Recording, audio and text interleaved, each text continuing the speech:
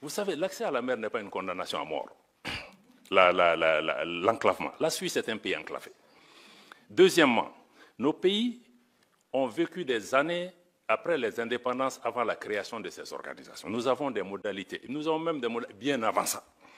Donc, quels que soient les cas de figure, je crois que ce soit sur le plan bilatéral, que ce soit entre l'AES et la CEDEAO, on va devoir trouver des modalités, c'est ce que j'appelle des modalités de vivre en commun.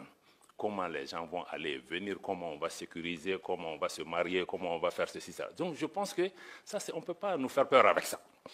Deuxième élément. Si un pays côtier peut te taper la poitrine, c'est parce que tu as des pays enclavés en face, qui sont tes clients.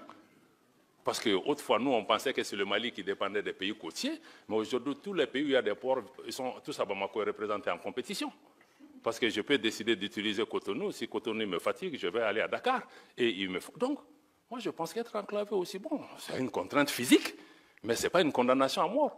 Les pays qui ont investi des milliards de dollars, qui se sont endettés pour renforcer les capacités de leurs ports, mais sinon on n'utilise pas leurs ports, ils vont aller où? Donc, quelque part, on va devoir s'asseoir avec lucidité, pragmatisme et trouver des solutions.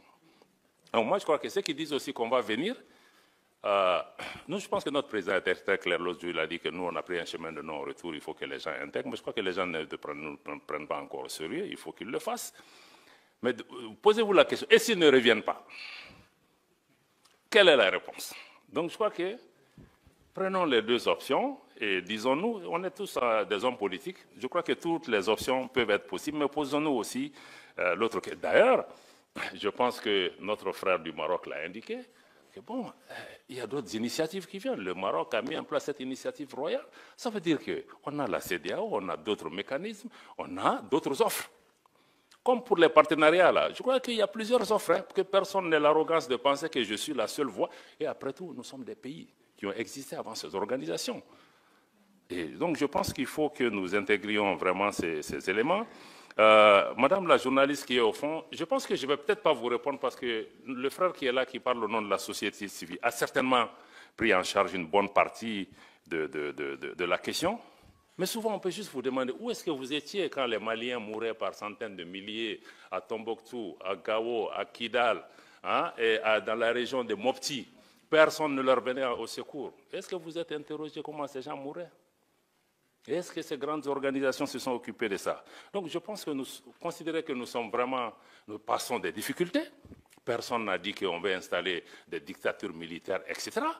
Mais on a dit qu'on est en train de construire un État, de créer des conditions pour un retour à l'ordre constitutionnel apaisé et sécurisé. Mais on est dans un contexte aussi géopolitique extrêmement tendu où des forces travaillent au quotidien pour nous renverser, pour créer des problèmes dans nos pays, y compris en utilisant la presse, la société civile. Au quotidien, le Mali est en train de démonter des tentatives de déstabilisation. C'est quotidien. Et je n'invente pas la chose par rapport à ça. Donc, en résumé, vraiment, c'est dire que nous, l'initiative de l'AES, c'est que vraiment nous voulons compter sur nous-mêmes pour nous en sortir. Ça ne veut pas dire qu'on n'a pas besoin des autres, ça ne veut pas dire qu'on ne veut pas faire de partenariat, mais on est sorti du paradigme où on pensait que c'est l'ancienne puissance coloniale, c'est X, Y, s'il ne me vient pas en aide, je vais mourir. Mais il faut que nous aussi, on regarde en nous-mêmes quelle est notre valeur. Parce qu'on nous a mis dans la tête qu'on est pauvre et nous-mêmes, on est convaincus qu'on est pauvre. Et ceux qui nous disent qu'on est pauvre, ils sont chez nous, même si on les chasse, ils ne vont pas.